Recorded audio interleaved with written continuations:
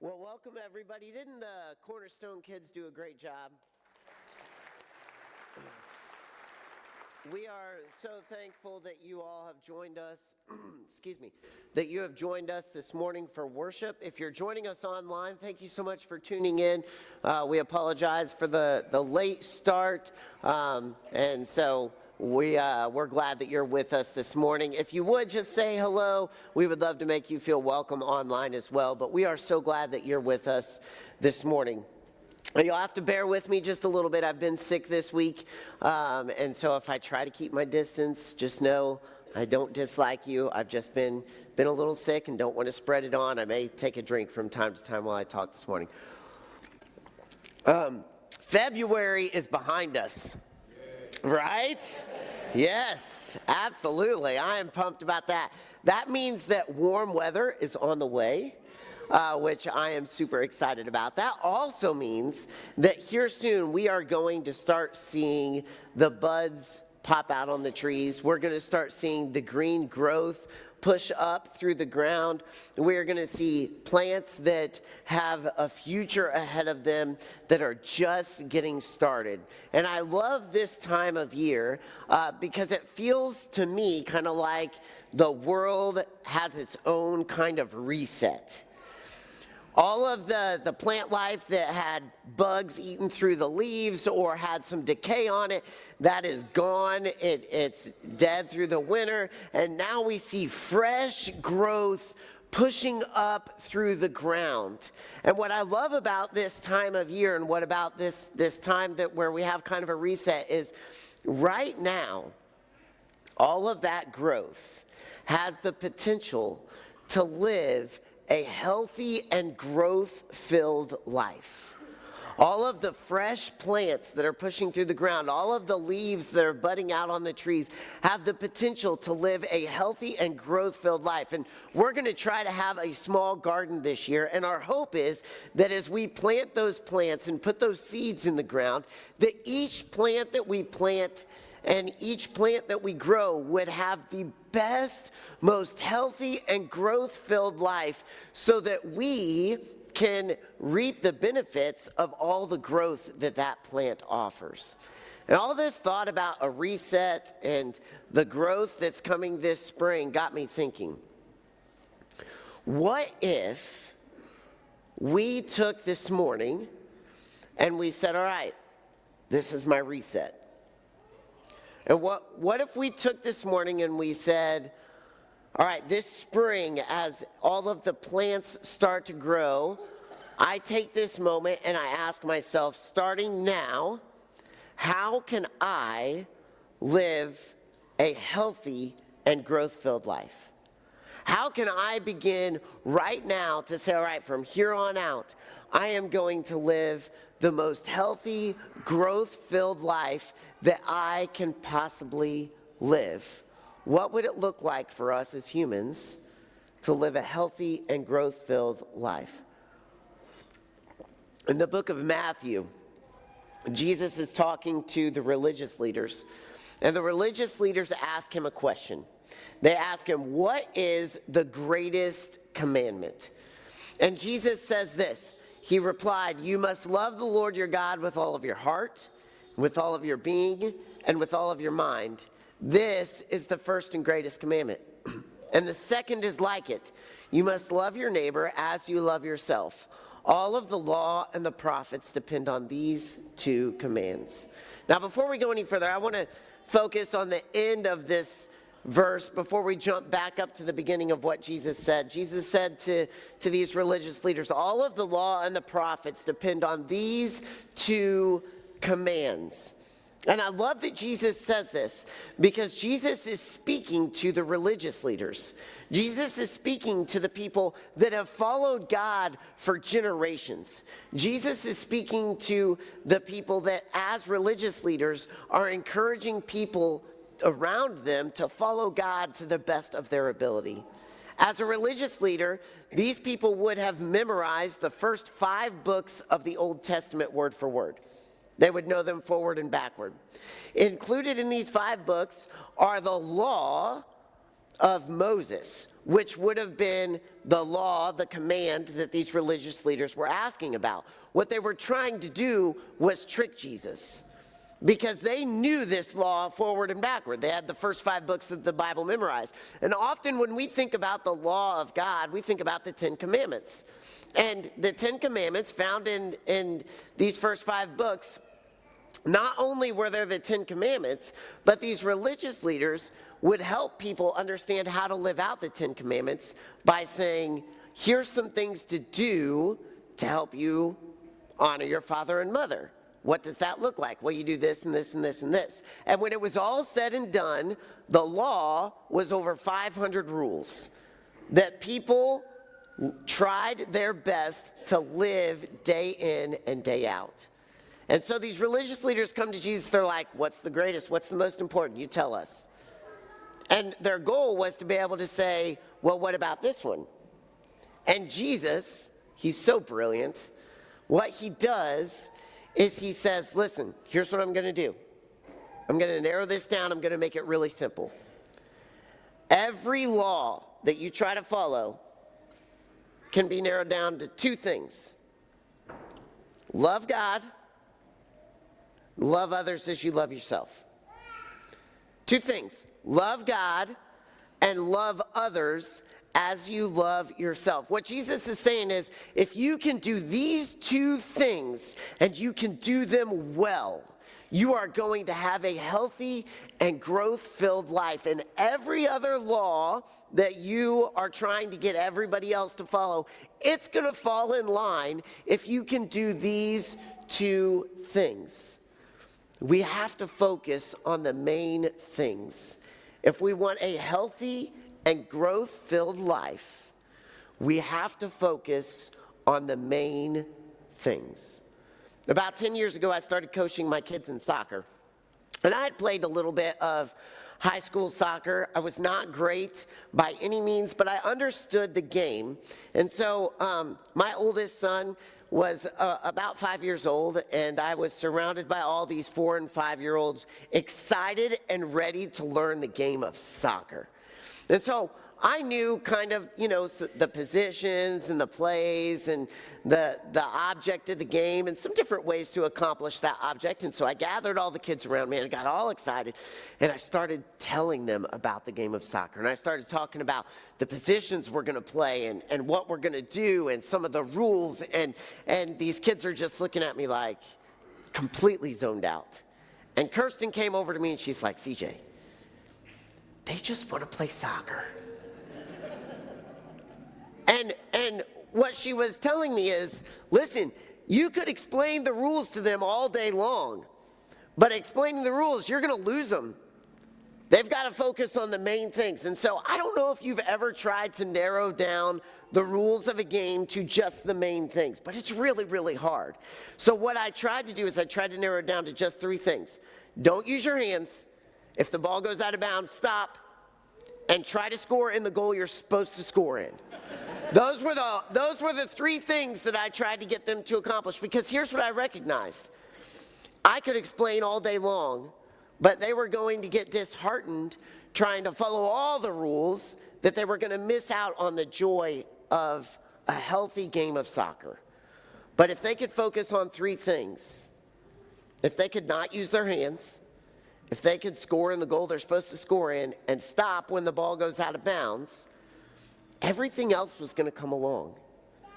If they could focus on the main things, the rest of the rules would naturally begin to be followed as they played a healthy game of soccer. And as we think about living a healthy and growth-filled life, if we can focus on the main things, like Jesus says in the book of Matthew, all the other stuff is going to come along as we focus on those main things. And those main things are this: love God with all of your heart, all of your being, and all of your mind, and love your neighbor as yourself. The first one, love God with all of your heart and all of your being and all of your mind.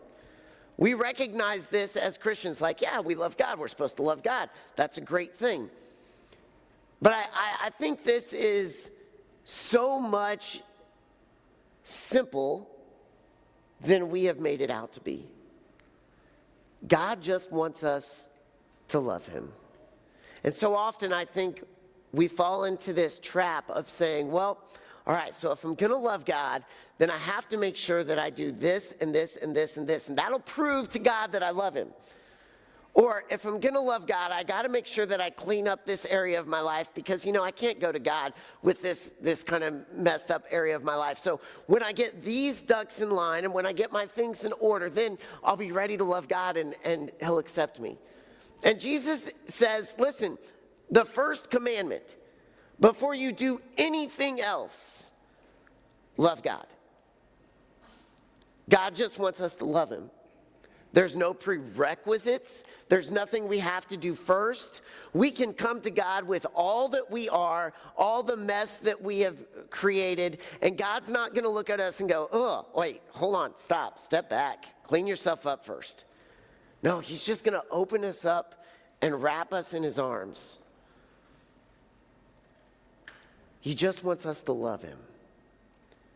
He doesn't tell us we have to get everything right first. The first thing we do is love God because he is wildly in love with each and every one of us. He just wants us to love him. There's no prerequisites. Second thing Jesus says if we want to live a healthy and growth-filled life is love your neighbor as you love yourself. Love your neighbor as you love yourself.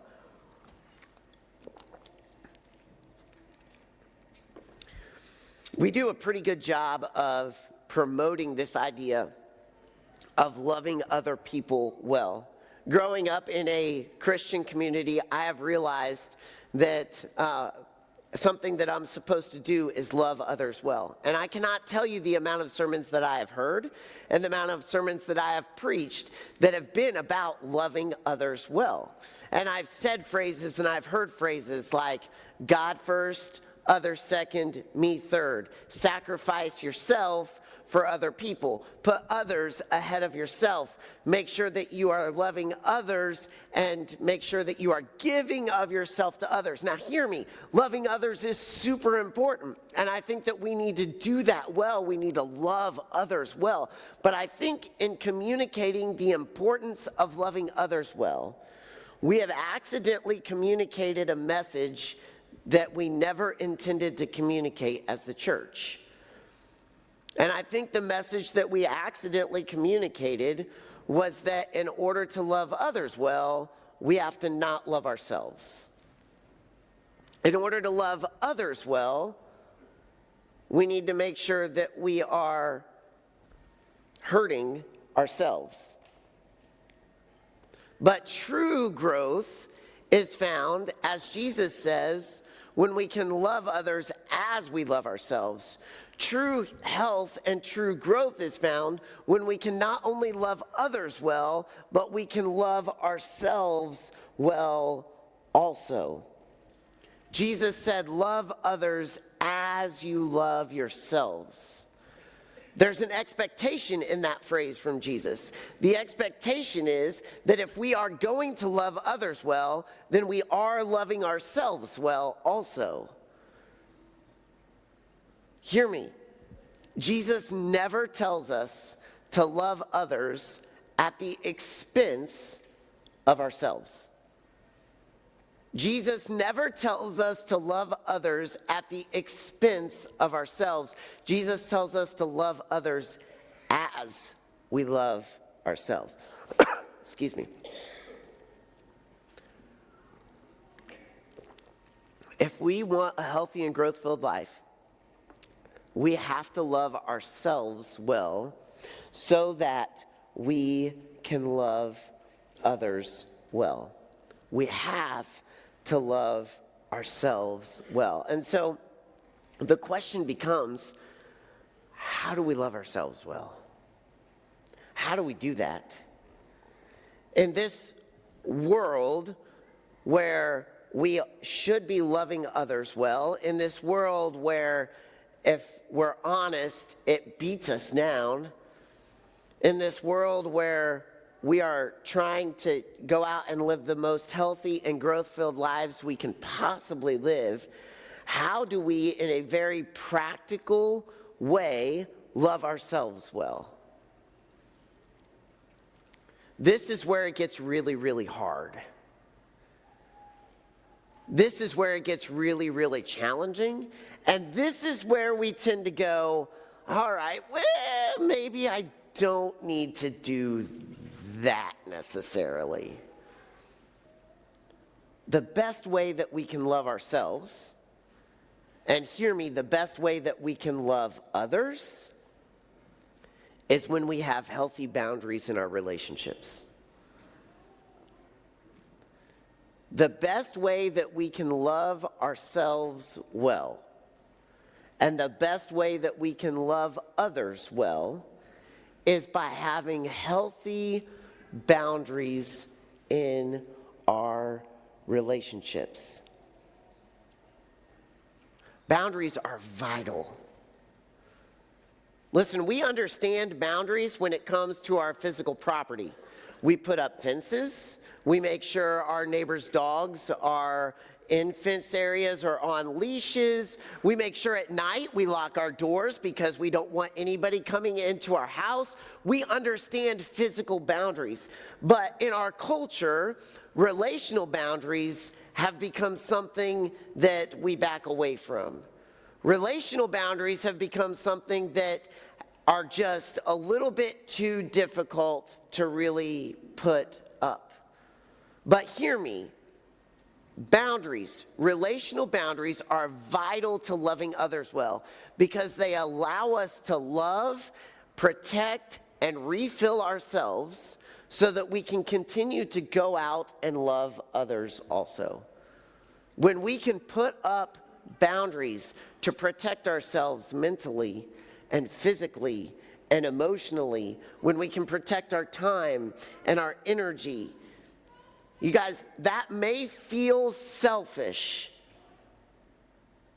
but what Jesus is saying is we've got to love ourselves well so that we can love others well. There were times, and you can look in the book of Mark, where crowds were surrounding Jesus. They were begging for him to teach and to heal and to do miracles and to do this and that. They were begging his disciples to heal and teach and to serve them. And Jesus at one point goes, guys, to his disciples, it's time. It's time to take care of yourselves. Step away, go in a boat, go across the lake, and take some time to take care of yourselves. Jesus understood boundaries. And a healthy and growth-filled life is a life lived with healthy boundaries in our relationships. A healthy and growth-filled life is a life lived with boundaries in our relationships. Now, I did an entire series, like 3 or 4 weeks, on boundaries this past October for our students. And so if you want to hear a whole lot more on boundaries, I encourage you to go check that out on our Facebook page or YouTube page. But today I'm just going to give you just a real short, very quick overview. So how do we set a boundary? Because this is so important for us to understand. And guys, I have been way behind the game. I told our students this when I talked about this. Like, if they can learn at their age what I am now learning in my 40s, holy cow, their lives are going to be so much more healthy and better. And if we as humans can start to learn this and put this into practice now, rather than 10 years from now, we are going to live a more healthy and growth-filled life. So here's how to set a boundary. First, love and understand yourself. Love and understand yourself. What is it that makes you tick?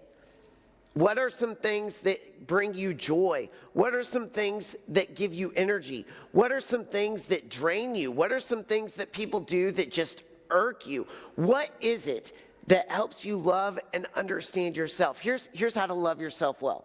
Just some ideas, right? Tell yourself how loved you are. How often do you look at yourself in the mirror, honestly, and tell yourself how loved you are? How often do you listen to others when they tell you how loved you are? Another way we can love ourselves well, listen and believe others when they tell us how loved we are. How often do we receive a compliment and we're like, no, like, thank you, but really, I didn't really do so much. Oh, thanks, but it was really this other person. When we can accept compliments, when we can accept love, we begin to love ourselves well. Another way to love yourself well. Live out this truth. You are not defined by your mistakes. You are defined by God's grace. You are not defined by your mistakes. You are defined by God's grace. Jesus took care of your mistakes. Now, does that mean we need to keep repeating them? No. We continue to move forward and be better. But we have become such a culture where we just kill ourselves. And man, if we can get in the habit of saying, I messed up, I'm really sorry, I'm going to do better. And we work on doing better, and we stop this horrible habit of just killing ourselves, of beating ourselves up, of tearing ourselves down. You're not defined by your mistakes. You're defined by God's grace. And Jesus said, I loved you enough. I think you are valuable enough that I went to the cross for you. You didn't have to do anything. I just thought you were that valuable. We need to start living that in our own hearts. So the first thing, to set a boundary, we've got to begin to love and understand ourselves well. Second thing that we can do to set a boundary, identify when a boundary is crossed.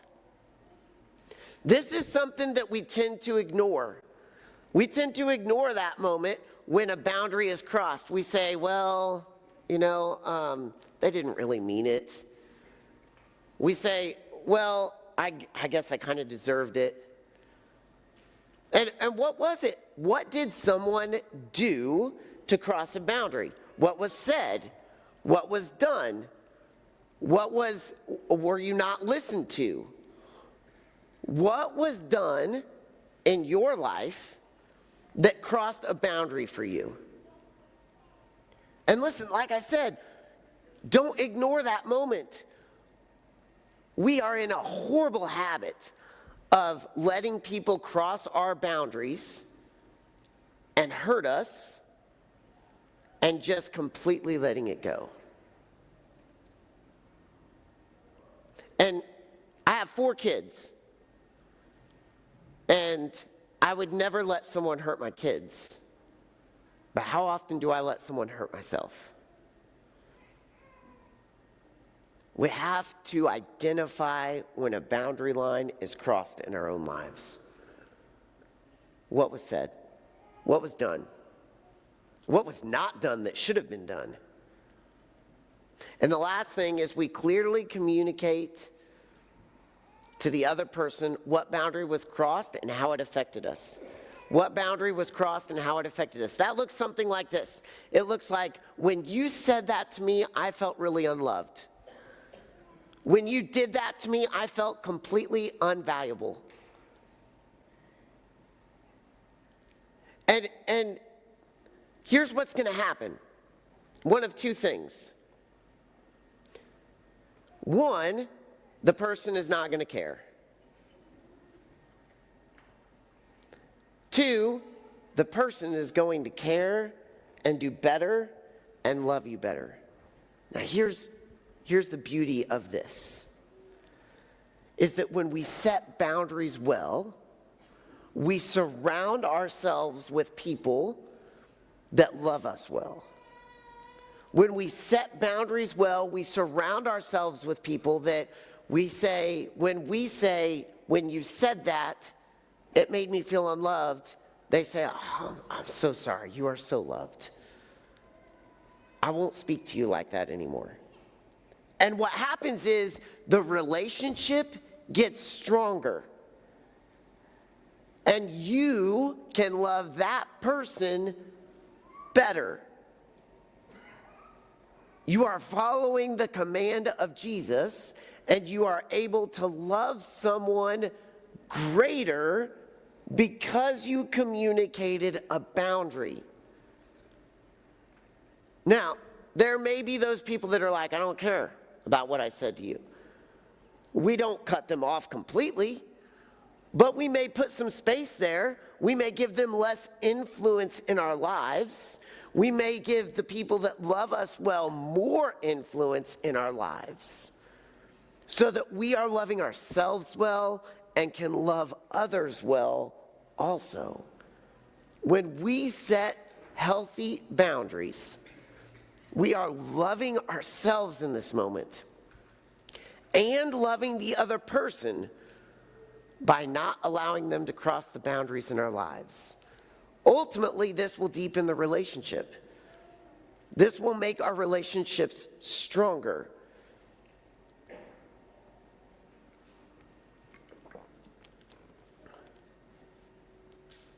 If we want to live a healthy and growth-filled life,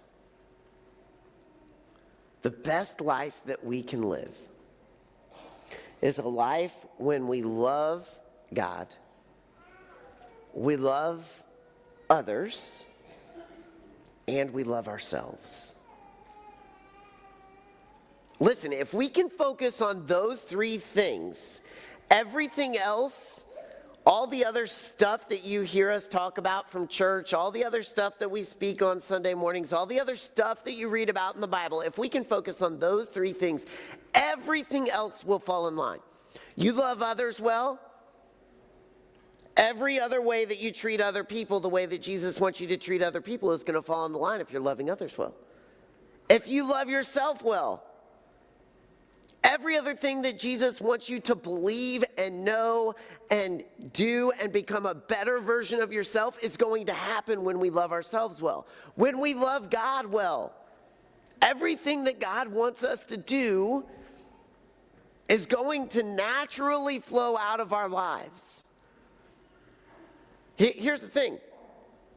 If I had to spend every day of my life focusing on just a few things, I could spend the rest of my life just trying to love God well, love others well, and love myself well.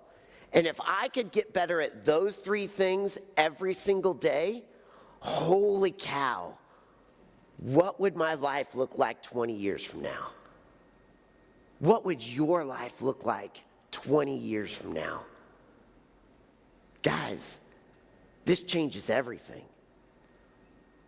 You want to talk about growth. You want to talk about fruit. You want to talk about health. Healthy and growth-filled life is spent loving God, loving others, and loving ourselves. Every week I speak to students, I give a practical challenge. It's just something that's really, really simple. They can take it or leave it, and so I offer this to you guys this morning. You can take it or leave it. But if you want to take a next step and just say, this is the thing that I'm going to do this week to just keep this in my mind. Here's what it is. I want you to pick the one that you struggle with most. Be gut-wrenchingly honest in this moment. Loving God, loving others, loving yourself. Which one do you struggle with most? Maybe you struggle with loving God. Maybe like you feel like you have to have everything in order before you come to God, and you just need to come to God. Maybe you struggle with loving others. Maybe you find yourself being judgmental or posting things. Maybe you find yourself, talking down to others, and you're like, I honestly need to improve that. Maybe you struggle loving yourself. Maybe you beat yourself up. Maybe you allow people to just cross boundaries and walk all over you, and you need to work on that. Here's what I want to encourage you to do this week. I want you to take a Post-it note or a piece of paper or whatever it is, and I want you to either write, love God, love others, or love myself. I just want you to put it somewhere where you'll see it. as a reminder that when Jesus was asked the question, which rule of these over 500 rules is most important, he said, listen, I'll narrow all 500 down. Love God. Love others as you love yourself. Let me pray for you guys. God, thank you so much this morning for your love. Thank you for loving us so well. God, thank you for giving us relationships and the opportunity to love others well and to love ourselves well. And God, I pray for the people in this room. I pray that they would begin now and have a reset, and that they would experience the health and the growth in their lives that you desire for them. And that 20 years from now, God, they would be able to look back and say, wow, 20 years ago, I was here, and now I'm so much further, and I'm so thankful. And God, I pray that you would just bless everyone here. In Jesus' name, amen. If you've got a decision to make this morning, if you need some prayer, I would love to talk to you while we sing this last song. If you want to come forward for prayer or decision, come talk to me. Please stand and join us.